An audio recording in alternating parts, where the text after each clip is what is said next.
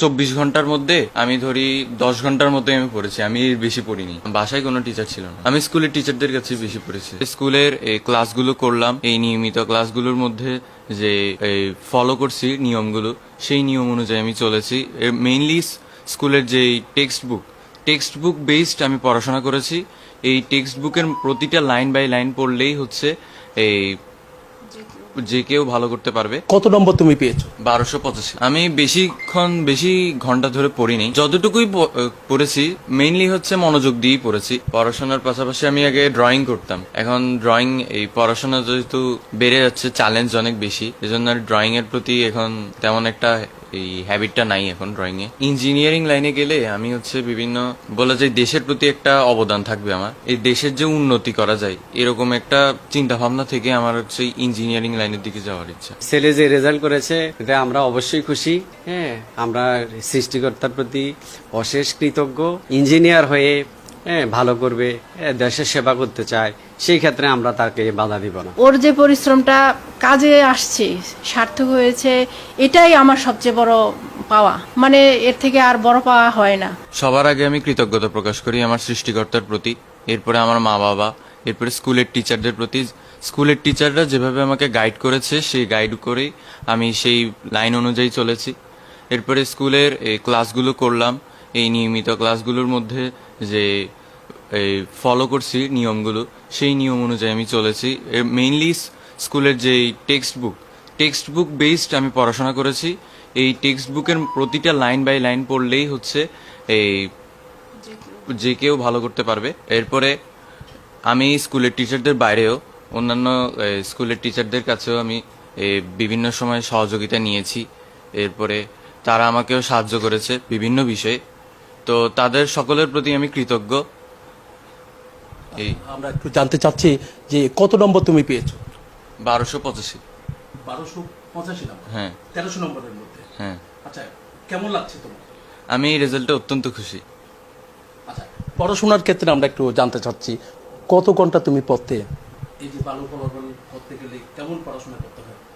আমি বেশি ঘন্টা ধরে পড়িনি, যতটুকুই পড়েছি মেইনলি হচ্ছে মনোযোগ দিয়েই পড়েছি। যেমন বলতে পারি আমি এই যদি সারা 24 ঘন্টার মধ্যে আমি ধরি 10 ঘন্টার মতো আমি পড়েছি, আমি এর বেশি পড়িনি। কোন বিষয়গুলো সবচেয়ে বেশি তোমার গুরুত্ব থাকতো সবচেয়ে, বা কোন জায়গায় তোমার সমস্যা হতো? শিক্ষকদের কোন জায়গায় তোমার তুমি পরামর্শ সবচেয়ে বেশি দিতা? এই মেইনলি আমি টেক্সট বুকই পড়েছি বেশিরভাগ, আর পরবর্তীতে আমি হচ্ছে বিভিন্ন গাইডের এই এমসিকিউ এগুলো প্র্যাকটিস করেছি। এই তেমন একটা সমস্যা হতো না আমার। আচ্ছা, তোমার স্কুল নাসিরাবাদ সরকারি উচ্চ বিদ্যালয়, তো চট্টগ্রামের একটা স্বনামধন্য প্রতিষ্ঠান। তো এই স্কুল থেকে যে তোমার ভালো ফলাফল, তো শিক্ষকরা তোমাকে অনেক চেষ্টা করেছে তোমার ফলাফলটা যেন ভালো হয়, সে ভালো ফলাফল তুমি পেয়েছো। তো শিক্ষকদের প্রতি তোমার কিছু বলার আছে কিনা? হ্যাঁ, নাসিরাবাদ স্কুলের টিচারদের প্রতি আমি সবসময় কৃতজ্ঞ, কেননা তারা যদি না থাকতো তাহলে আমি এই পথে না আসতে পারতাম না। তাদের গাইডলাইন ব্যতীত আমি হচ্ছে একদম সঠিক পথে যেতে পারতাম না। এই যে ভালো ফলাফলটা করেছি তাদের প্রতি আমি সবসময় কৃতজ্ঞ থাকবো এজন্য। আচ্ছা, এখন তুমি এসএসসি তো পাশ করেছো, ভালো ফলাফল করেছো, তোমার আশা কি? আমি ইঞ্জিনিয়ারিং লাইনের প্রতি একটু বেশি আকৃষ্ট। ইঞ্জিনিয়ারিং লাইনের প্রতি আমি যেতে চাই, বুয়েটের দিকে যেমন। আচ্ছা, প্রকৌশলী হতে চাচ্ছ? হ্যাঁ হ্যাঁ। আচ্ছা, মা বাবার প্রতি তোমার কেমন? আসলে মা বাবা তোমার জন্য কেমন পরিশ্রম করেছে? হ্যাঁ, মা বাবার প্রতি তো আমি অনেক বেশি কৃতজ্ঞ, কারণ তারা যদি না থাকতো তাহলে আমি এই লাইনে তো আসতেই পারতাম না একেবারে বলা যায়। এই রেজাল্টের পিছনে তাদেরই সবচেয়ে বেশি অবদান বেশি। আচ্ছা, তুমি কতক্ষণ পড়তে বললা? এই তো 8-10 ঘন্টার মতো। স্কুলে তো সবসময় যেতে না? না, এমন একটা নিয়মিত যেতাম না। আচ্ছা, তুমি পড়াশোনার পাশাপাশি আর অন্য কি পছন্দ করো?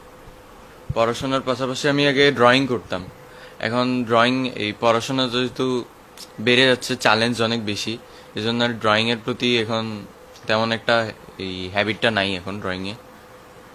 আচ্ছা, তুমি প্রকৌশলী হতে চাচ্ছ বুয়েটের, আসলে প্রকৌশলীর দিক দিয়ে কেন যেতে চাচ্ছ? কারণ ইঞ্জিনিয়ারিং লাইনে গেলে আমি হচ্ছে বিভিন্ন এই বলা যায় দেশের প্রতি একটা অবদান থাকবে আমার, এরকম। মানে এই যখন এই বলা যায় এই দেশের যে উন্নতি করা যায় এরকম একটা চিন্তা ভাবনা থেকে আমার হচ্ছে ইঞ্জিনিয়ারিং লাইনের দিকে যাওয়ার ইচ্ছা। আচ্ছা, পরীক্ষা যখন দিয়েছো তুমি কি বুঝতে পেরেছো তোমার ফলাফল এটা আসবে? হ্যাঁ, শিওর ছিলাম অনেকটাই বলা যায়। আমার 1280+ পাওয়ার ইচ্ছা ছিল আগে থেকে। 1280 পাওয়ার হ্যাঁ আগে থেকে ছিল, এখন তো আরো বেশি পেয়েছো। হ্যাঁ। আরো বেশি পেয়েছো। আচ্ছা, কি মনে করো আসলে তোমার সহপাঠী যারা, তোমার বন্ধু যারা আছে তারাও তো ভালো রেজাল্ট করেছে, হ্যাঁ হ্যাঁ তো একসাথে যেতে একসাথে আসতে, এখন তো যেমন ধরো এখন স্কুল থেকে এখন কলেজে চলে যাবা, তো কেমন লাগছে আসলে স্কুল ফেলে চলে হ্যাঁ, স্কুলের বন্ধুদের তো আমি অনেক মিস করবই, কেননা তারাও আমাকে অনেক সাহায্য করেছিল অনেক ক্ষেত্রেই। যেমন বলা যায় আমার ক্লাসমেট অনেকেই ছিল, তারা হচ্ছে তাদের সাথে আমি অনেক জায়গায় গিয়েছিলাম, স্কুলের টিচারদের কাছে পড়েছিলাম। তো তারাও যদি না থাকতো তাও আমি এখানে ক্ষেত্রে অনেকগুলো অ্যাডভাইস তারাও দিয়েছিল, তাদের প্রতি আমি ধন্যবাদ জানাই। আচ্ছা, তুমি কি শুধু কি তোমার মা বাবা পড়াতো নাকি কোনো টিচারের কাছেও পড়তে? না, বাসায় কোনো টিচার ছিল না, আমি স্কুলের টিচারদের কাছে বেশি পড়েছি। আচ্ছা, আমরা এখন একটু বাবার সাথে কথা বলতে যাচ্ছি আপনার সাথে। আচ্ছা, ছেলের যে এমন সাফল্য কেমন লাগছে বাবা ভাই?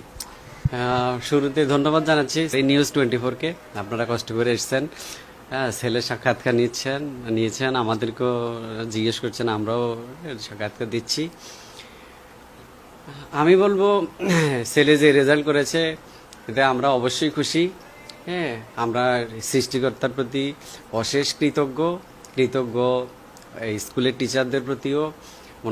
ওনাদের গাইডলাইন না থাকলে ছেলে এত ভালো রেজাল্ট করা সম্ভব হতো না।